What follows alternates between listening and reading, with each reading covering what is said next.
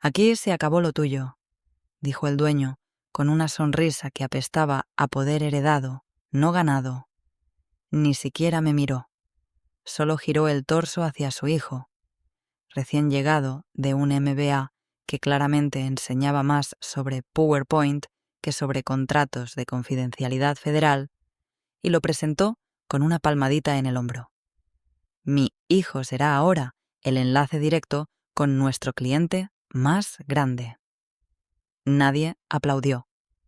En esa sala, llena de ingenieros, consultores y asistentes que sabían perfectamente lo que estaba en juego, solo se escuchó el zumbido del aire acondicionado y el chasquido de mi bolígrafo al cerrarse. Yo me levanté despacio. Ni una palabra, ni una sola maldita palabra. ¿Saben lo que duele más que el despido? Que el golpe venga envuelto en un favor de familia. Que te ignoren con la certeza de que no vas a gritar, ni hacer drama, ni perder los papeles, porque saben que ya los traías todos en orden. Antes de seguir, solo un aviso rápido. Si estás escuchando esto y aún no te has suscrito, hazlo ahora. El 97% de quienes siguen estas historias nunca se suscriben y créeme, eso marca una diferencia enorme para que podamos seguir contando lo que nadie más se atreve. Un like también ayuda más de lo que imaginas. Listo. Seguimos. Recogí mis cosas sin apuro. Mi libreta negra, esa que él pensaba que era solo un cuaderno viejo, llevaba 3 años de notas cifradas, validaciones cruzadas y firmas de protocolos internos que jamás pasaron por su escritorio. Metí mi termo, mi gafete y, por último, y aquí sí me aseguré de que me viera, saqué del cajón inferior una pequeña llave criptográfica con una cinta roja en la punta. Hice una copia ahí mismo, en el lector biométrico, y luego la metí en el bolsillo interno de mi chamarra. Nadie dijo nada, pero varias miradas bajaron al suelo, como si acabaran de ver cómo se abría una caja fuerte sin saber qué había dentro. Él, el hijo, seguía hablando. Un discurso que seguramente practicó en el espejo de algún hotel boutique en la Roma Norte. Hablaba de modernizar procesos, de alinear el lenguaje con el cliente, de llevar una nueva visión a la mesa. Mesa a la que nunca lo invitaron, por cierto. Porque la relación con ese cliente no se trataba de visión, se trataba de confianza, de protocolos sellados con huellas dactilares y con firmas cruzadas por correo certificado. Se trataba de que si decías mal un número, el sistema de ellos te bloqueaba por 6 meses. Yo lo sabía porque me pasó. Y lo resolví. Él ni siquiera sabía cómo se accedía a esos sistemas sin activar alertas de auditoría. Nadie más en esa sala tenía los accesos. Y no lo digo por arrogancia, lo digo porque pasé los últimos 8 años documentando cada paso, renovando cada maldito formulario de seguridad, presentando informes trimestrales, asistiendo a capacitaciones que nadie más quería tomar, firmando acuerdos de confidencialidad individuales, no empresariales. Y ahí está la clave. Porque todo el mundo pensaba que la relación con el cliente era institucional, pero no, era personal. El dueño pensó que me estaba quitando el proyecto. Lo que hizo fue vaciar el cascarón. Y lo peor, para él, es que todavía no lo sabía. Al salir de la sala, me crucé con Miriam, la de legal. Me miró con cara de ¿qué pasó? Le di una palmadita en el hombro, igual que su jefe al heredero. Si te llaman por lo de las credenciales, solo diles que todo está en regla. Mientras no las toquen, nadie va a perder un ojo. Sonrió, pero no entendió. Nadie entendía. Aún. Me fui sin drama. Caminé hasta mi coche, con esa calma que solo dan los planes bien armados. Abrí la guantera. Saqué un sobre sellado con cinta de evidencia y lo deslicé en la ranura del buzón de contingencia del cliente. El código era simple. Status. Cambio anticipado. Confirmar integridad. Encendí el motor. Afuera hacía un calor brutal, pero por dentro yo estaba helada. Ya no me preocupaba quedarme sin trabajo. Me preocupaba que el idiota que venía detrás no supiera cuántas capas de seguridad estaba a punto de violar con su ignorancia. Y eso sí que tenía consecuencias. El primer intento de contacto fue tan patético que hasta los de soporte se burlaban en el chat interno. El hijo del dueño, que ahora se hacía llamar Head of Strategic Alliances en LinkedIn, envió un correo al cliente con el asunto en mayúsculas. Reunión urgente para revisión de objetivos 2025. Adentro, una presentación de 34 diapositivas, con gráficos que parecían salidos de un taller de Excel para principiantes y una frase al final que me hizo escupir el café. Cualquier duda, estoy a su disposición en WhatsApp. ¿WhatsApp? Con un cliente federal, que exige canales cifrados nivel militar, que no responde ni siquiera a correos internos sin validación biométrica adjunta, que, si escribes un nombre mal en el encabezado, te bloquea el dominio completo por 48 horas. Yo llevaba años operando con ellos, años aprendiendo sus protocolos, sus manías, sus ciclos. Sabía que sus correos nunca tienen asunto, que los mensajes clave llegan entre las 02:00 y las 03:00 de la madrugada y que, si te preguntan si estás operativo, no es por cortesía, es porque ya estás en un mapa. Por supuesto, el hijo no recibió respuesta, ni al primer correo, ni al segundo, ni al tercero. Lo peor, cada nuevo intento rebotaba más rápido. Una semana después, alguien de finanzas filtró un mensaje que los congeló a todos. El cliente había marcado la cuenta como inactiva por incumplimiento de condiciones de seguridad en canal primario. Eso, traducido al lenguaje humano, significaba: estamos evaluando si nos conviene seguir tratándolos como proveedores. La reacción en la empresa fue un manual de negación colectiva. Primero, dijeron que era un error. Luego, que era una actualización rutinaria del sistema. Y al final, que ya se estaba resolviendo.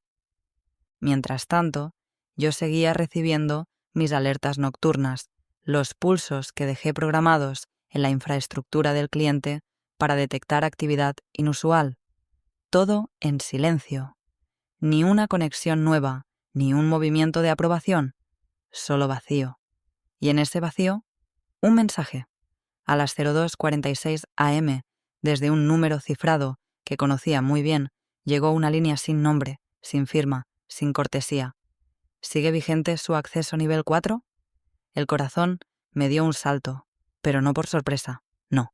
Era más como si hubieran llamado a mi puerta después de años de silencio, sabiendo exactamente cómo y cuándo tocar. Me levanté de la cama sin prender la luz. Fui directo al escritorio, saqué la llave criptográfica y la conecté. Ni una palabra. Solo subí mi firma digital, la que había renovado 2 semanas antes, como por reflejo. La misma que aún tenía vigencia activa hasta 2026, validada por la agencia. Nada más. Ni un hola, ni un aquí estoy. Solo eso. Una firma. Y el eco de lo inevitable. Porque en el fondo ya sabía lo que estaba pasando. El cliente no iba a pedir explicaciones. El cliente iba a observar, a tomar nota, a ver hasta dónde llegaban sin mí. Y cuando llegaran al borde, iban a decidir: o reconstruían la relación conmigo, o cerraban la puerta con llave desde su lado. Y en este tipo de relaciones, las puertas no se vuelven a abrir. Se reemplazan por muros, altos, fríos, indiferentes. Yo no tenía prisa, porque lo que se construye con paciencia no se derrumba con arrogancia, se derrumba con descuido. Y eso era justo lo que el hijo estaba haciendo, olvidando que en este juego no gana quien habla más fuerte. Gana quien sabe cuándo no decir nada. No fue suerte, fue paranoia bien administrada. Todo comenzó 3 años antes, cuando el cliente, una institución tan blindada que su portal oficial parece un homenaje al minimalismo soviético, activó una auditoría de emergencia tras un incidente con otra consultora. El informe hablaba de accesos compartidos, filtraciones accidentales, claves repetidas en archivos de Excel. Todo lo que yo llevo combatiendo desde que aprendí a respirar en este trabajo. Ese día me llamaron a una sala sin ventanas y me entregaron un folder con borde rojo. El tipo que me lo dio no llevaba gafete, ni sonrisa, ni apellido en la camisa. Solo dijo: si acepta, no hay vuelta atrás. Adentro, un NDA individual con cláusulas que exigían monitoreo 24/7, exclusividad de contacto y validaciones biométricas personales, no para la empresa, para mí. Me designaban como custodio nivel 4 de los expedientes de seguridad operativa, con responsabilidad directa sobre los protocolos 82F, 55A y 9H, que nadie más en la empresa sabía siquiera deletrear sin ayuda. Firmé. No por ego, por simple lógica. Si no lo hacía yo, lo iba a hacer alguien que pensaba que token es una criptomoneda. Desde ese día, todas las validaciones pasaban por mí. Las solicitudes de acceso, los filtros de integridad, los flujos de alta prioridad. El cliente, con toda su paranoia institucional, decidió que una sola firma era menos riesgosa que una cadena de mando entera. Y eligieron la mía. Lo curioso es que nunca se lo conté al dueño. Él pensaba que la empresa estaba validada como entidad proveedora. Nunca leyó la cláusula que decía: el presente acuerdo rige la relación entre el individuo firmante y la agencia de manera exclusiva e intransferible. ¿Y saben qué hice después? Doble capa. Empecé a guardar todos los documentos en un entorno aislado, con respaldo en hardware frío. Guardé las claves maestras en una bóveda virtual sellada con autenticación física. Y aún más importante, dupliqué cada renovación con un testigo criptográfico. Si alguien más intentaba replicar mi acceso, el sistema lo detectaría. No por nombre, por ADN de máquina. Una vez, por ejemplo, se perdió una autorización de archivo confidencial. El dueño me exigió explicaciones. El cliente lo ignoró. Me escribió a mí, directamente. Hay un desfase en la firma SHA-256 del respaldo. Verifique con su segundo canal. Yo verifiqué. Nadie más supo. ¿Y el hijo del dueño? Él seguía creyendo que el nivel 4 era una sala de juntas más grande. Me acuerdo bien de una reunión donde se burló del manual de credenciales. ¿Quién necesita 11 pasos para ingresar a un sistema? Esto lo podemos resolver con una app. Claro. Como si una app pudiera validar el cruce de datos entre 4 jurisdicciones, 2 entes reguladores y una base de datos que ni siquiera aparece en Internet abierto. Cada que abría la boca, me daba más certeza. Mi salida no era un error. Era el colapso anunciado de una estructura construida sobre ignorancia con corbata. Así que sí, yo tenía la llave. Pero no era solo la llave física. Era el patrón completo de autorizaciones, el mapa de entradas, las firmas redundantes, los tokens de verificación con tiempo de vida limitado. Y la paciencia de quien sabe que el castillo de naipes está a punto de caer. Lo único que hice fue no soplar, solo esperé a que lo empujaran desde adentro. Lo primero que intentó fue reenviar uno de mis viejos correos, cambiando el remitente y copiando a toda una cadena de gente que no tenía ni el clearance mínimo para recibirlo. El asunto era algo ridículo, como retomando los pendientes confidenciales. Con un emoticoncito, a un organismo que considera el humor digital como un vector de riesgo. No sé si pensaba que los del otro lado eran idiotas o si simplemente jamás había lidiado con gente que guarda logs de acceso físico hasta del tipo que entrega el agua. El cliente no respondió, obvio, y cuando no recibió respuesta, escaló. Mandó un archivo adjunto con lo que él creyó que eran los últimos respaldos operativos, solo que ese archivo, mal nombrado, sin hash de integridad, sin marca de tiempo ni cifrado, contenía referencias a carpetas que jamás debieron salir del entorno seguro. Fue ahí cuando sucedió. A las 01:12 am recibí un pulso en mi terminal de contingencia. Un patrón de acceso no validado desde una IP que coincidía con la red de la empresa. Intentaron ingresar a un directorio sellado, parte del protocolo 55A, con una credencial que ni siquiera tenía formato autorizado. Era como intentar entrar a una bóveda con una tarjeta de metro. Automáticamente, el sistema disparó un evento. Intrusión tentativa detectada, notificado custodio principal. Yo, ya fuera de la nómina, solo observé, sin tocar nada, sin responder, porque si algo aprendí en todos estos años es que el cliente no te llama para preguntar. El cliente ya sabe, solo espera a ver hasta dónde llega la estupidez antes de cerrar la compuerta. Y así fue. Desde esa noche, los correos del cliente dejaron de llegar. No rebotaban, no daban error, solo desaparecieron.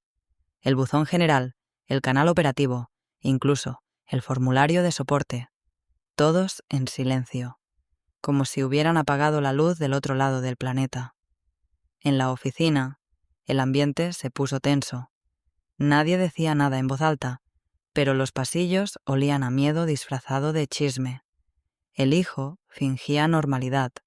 Caminaba con su café caro, saludaba por nombre a los mismos que él mismo humilló en reuniones. Hasta organizó un check-in semanal con enfoque ágil. Pero detrás de esa fachada de CEO en pañales ya se le notaban los ojos rojos, el temblor leve en la mano, la forma en que revisaba su celular cada 30 segundos, como esperando una absolución por mensaje. Yo lo veía todo desde lejos, literalmente, desde un café a 2 cuadras de la oficina, donde todavía tenía línea directa con el equipo de redes. Nadie me había revocado los accesos internos de monitoreo. Probablemente ni sabían que existían.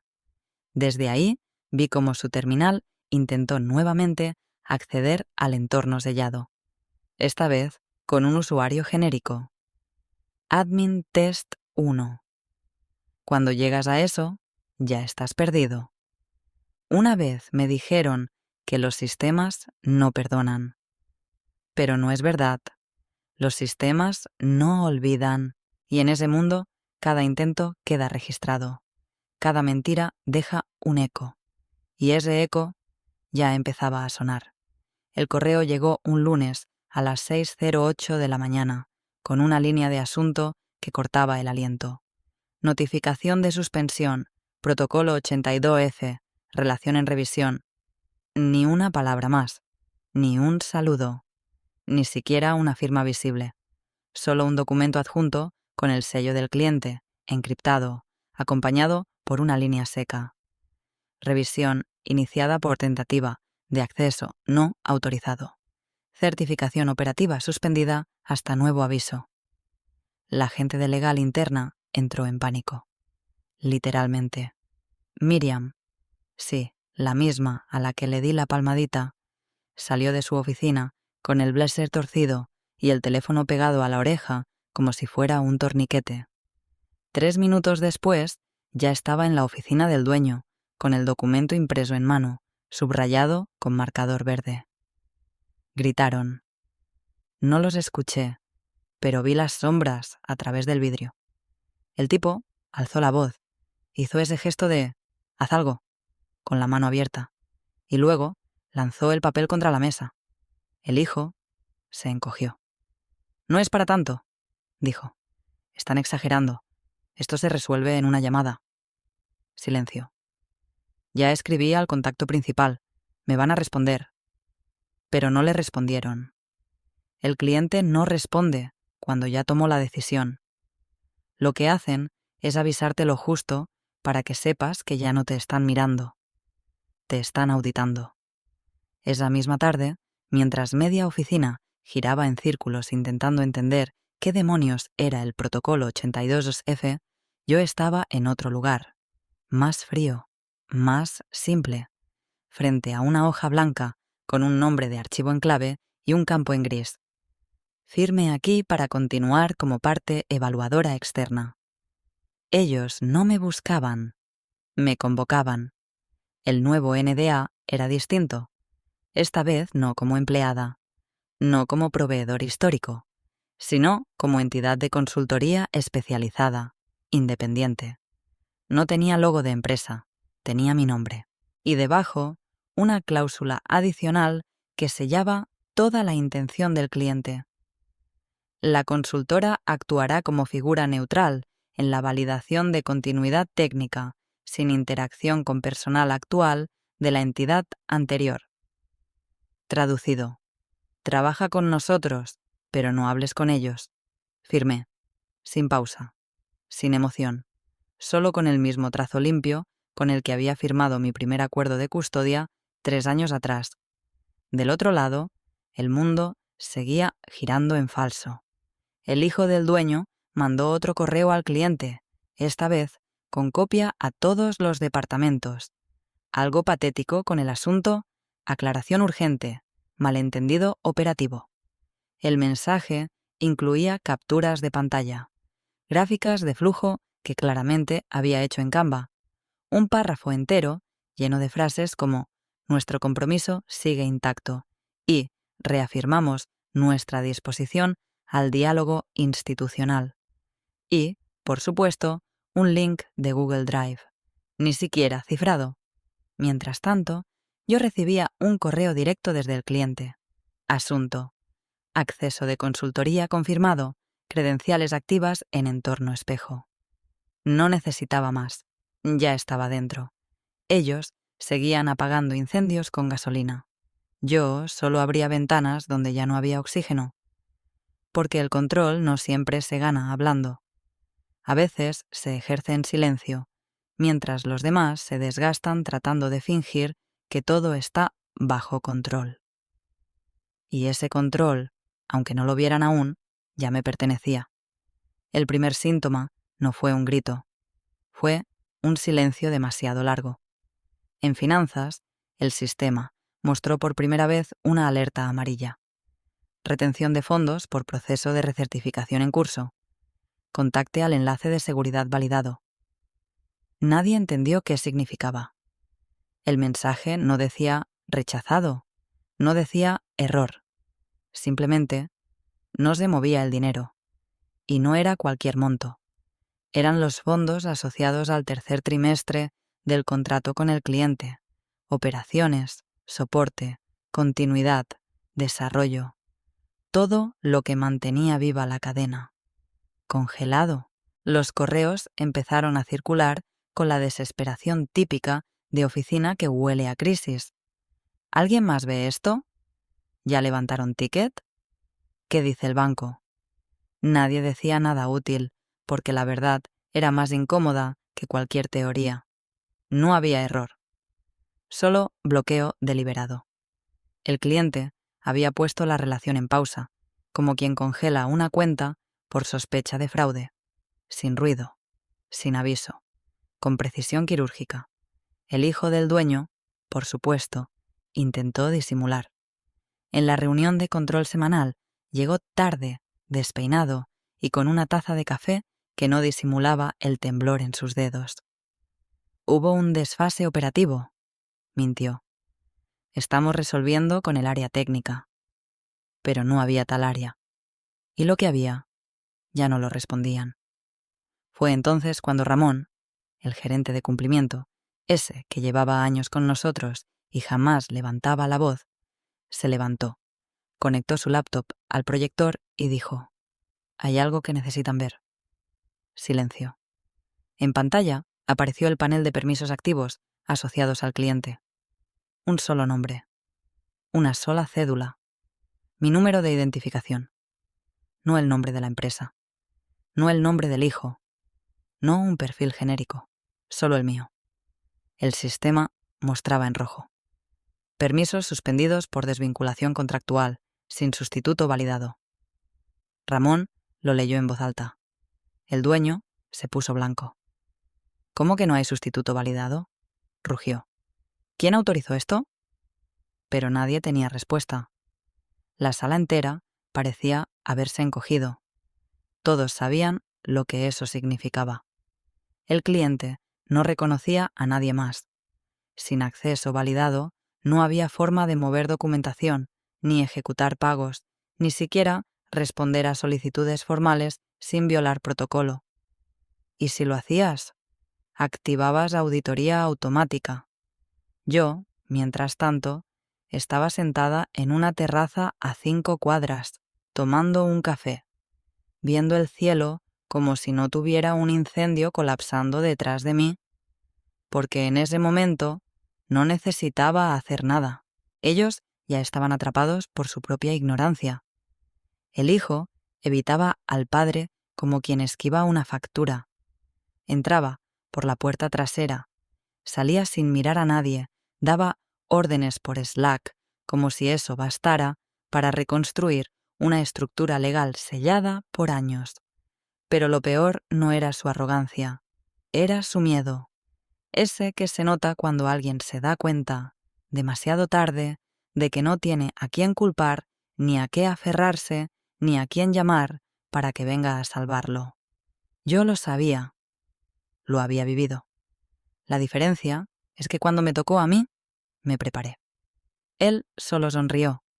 Y ahora, con cada proceso detenido, con cada día que pasaba sin dinero, sin acceso, sin respuesta, lo único que le quedaba era fingir que el hielo no estaba subiendo. Pero ya le llegaba al cuello. Llegó sin cita, sin aviso previo, sin cortesías. Un hombre delgado, con traje oscuro y un maletín que parecía pesar más por lo que significaba que por lo que contenía. Nadie supo cómo entró.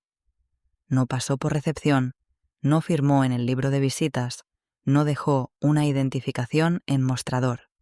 Simplemente apareció en la sala de juntas principal, acompañado por un asistente del cliente que nunca habíamos visto antes. Dijo una sola frase. Quiero hablar con la persona autorizada para manejar confidencialidad 82F. Silencio. La recepcionista parpadeó como si le hubieran hablado en ruso. Miriam, de legal, bajó corriendo, con una carpeta en la mano y una sonrisa más temblorosa que su delineado. ¿Se refiere al equipo de cumplimiento? Podemos agendar una llamada. Él no sonrió. No, la persona, la que firmó, la que validó los últimos 6 protocolos. Otro silencio. Esta vez más profundo. Porque todos sabían quién era esa persona. Y todos sabían que ya no estaba en la nómina. El hijo del dueño apareció al cabo de 10 minutos, con el peinado revuelto y un blazer que aún tenía la etiqueta de la tintorería. Trató de extender la mano, pero el emisario no la tomó. Solo repitió: ¿Quién está validado para continuar el manejo confidencial bajo el artículo 82F? La respuesta fue un murmullo entrecortado. Nadie se atrevió a decir mi nombre, como si mencionarlo confirmara que habían cometido un error irreversible. En ese momento, mi teléfono, el que ya no tenía línea empresarial, solo satelital, vibró con un solo impulso. Una llamada cifrada. Origen no rastreable. Duración 00:00:1. Levanté. No pregunté quién era, solo dije: «Estoy disponible». Del otro lado, la voz fue breve. «Coordenadas enviadas. Necesitamos reunión presencial». Colgué. Me puse la chamarra. Salí. Caminé despacio. La oficina estaba a 5 cuadras, pero el mundo ya se había encogido. No había tráfico. No había ruido. Solo la sensación familiar de cuando estás por cruzar un umbral que ya conoces, pero esta vez del lado correcto. Entré por el estacionamiento subterráneo, la vieja entrada de proveedores, la que nadie revisaba. Desde ahí podía ver la entrada principal de la oficina a través de los cristales ahumados. El hijo estaba de pie, mirando el celular como si buscara a Dios entre las notificaciones. Me vio. Tardó un segundo en reaccionar. Su expresión fue una mezcla de confusión, miedo y ese rencor infantil que solo sienten los que creen que el mundo les pertenece por herencia. No dije nada, solo levanté una ceja, como quien saluda a un ex compañero de clase que alguna vez te empujó por la espalda y ahora limpia mesas en el mismo restaurante donde tú eres inversionista. Él se acercó. Intentó sonar firme. ¿Viniste a meter más ruido? Lo miré. No. Vine a responder a quien sí tiene derecho a preguntar. Lo dejé ahí, congelado, sin réplica, sin red. Subí directo a la sala de reuniones. El emisario del cliente ya me esperaba con el sobre cerrado sobre la mesa. Lo abrí. Adentro, una hoja impresa con mi nombre y una sola línea. Restablecimiento temporal de funciones como consultora independiente bajo protocolo 82F, vigente desde ahora. Firmé. Ellos no pedían explicaciones, no pedían disculpas, pedían garantías, y eso era lo único que yo aún podía ofrecer. La Junta de Crisis se convocó con la urgencia de quien ya no tiene opciones. No hubo orden del día, ni protocolo, ni desayuno corporativo. Solo un correo escueto de la asistente del dueño. Estar en sala de reuniones principal, 0800, sin excusas. Yo llegué puntual. Ni un minuto antes, ni uno después.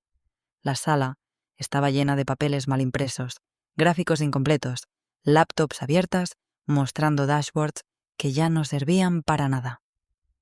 El hijo del dueño tenía ojeras de 3 días y un tic en la ceja izquierda que lo delataba desde la preparatoria.